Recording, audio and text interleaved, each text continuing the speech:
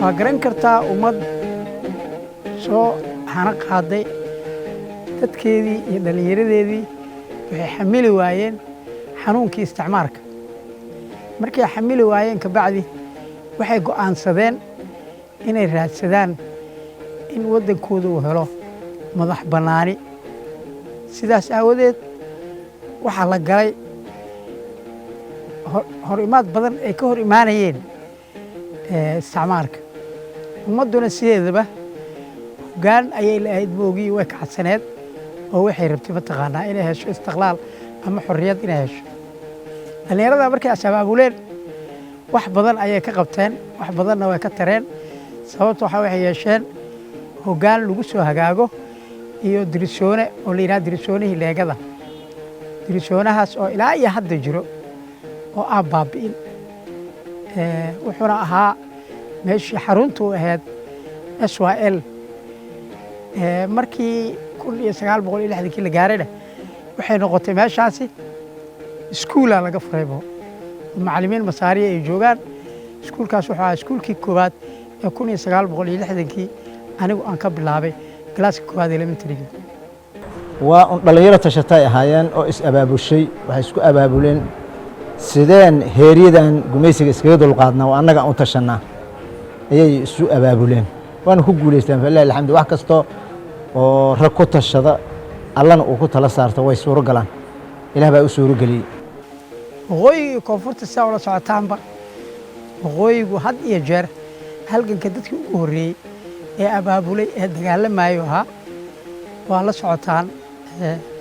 taariikhdii maxamed xaji ibraahim cigaal iyo raggii la midka ahaa taariikhdii gobonimo doonka ay ka soo qaateen iyagaa haddana mataqaanaa markii gobonimada loo tirtamayey loo dagaalamayey ayaa heshiis lagu galay in shanta Soomaaliyeed la isku baadi goobo oo la mideeyo sidaas aawadeed ingiriisku dhowr maalmood ayuu ka soo hormariyey xorriyadda koonfurta markay heleen ayagu way sugeen ilaa 1 Luulyo la gaaro 26 Juun ay ahaayeen waa garan kartaa inta u dhaxayso kabacdi ilaa 1 Luulyo ayay sugeen si ay mataqaanaa midow u noqdaan ayaga iyo koonfurta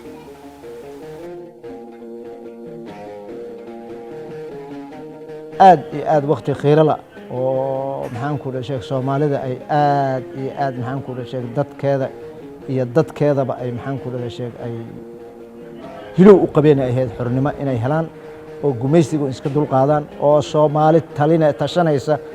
oo ayada dawlad ah inay arkaan dad hamuun u qabay ahaayeen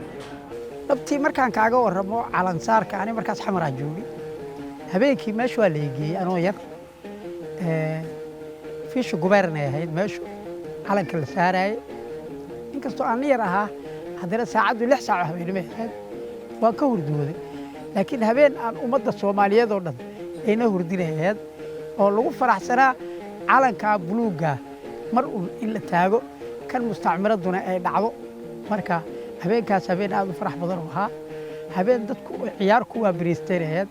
waa wax badan iyo maxaan ku sheegay ahmiyad ay noo leedahay waayo qof walba maalinku dhashay maalmaha ulamid ma aha way ugu wanaagsan tahay wayna ugu calaamaysan tahay maalmaha kaleenta annaga waa maalintaan dhalannay aan dhulka saanta la helnay aan ogaanay in aan maxaan ku sheegay dad jira oo adduunka wax la qabsan kara inaan nahay maalintaan ogaanay waay dadku waxay xasuusanayaan xanuunkii isticmaalka isla mar ahaantaas waxay xasuusanayaan faraxii guushii calanka ummadduna waxay ogaanaysaa inay soo martay mustacmarad ka soo gudubtay haddana ay heshay dawlad iyadoo ay xor u tahay isku maamulayso sidaa aawadeed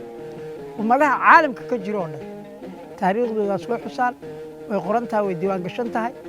waxay ku habboon tahay marka jiil kastoo dhasho in looga sheekeeyo la fahamsiiyo wixii dadkii hore ay soo mareen nawdna laga sameeyo oo la diiwaangeliyo oo la qoro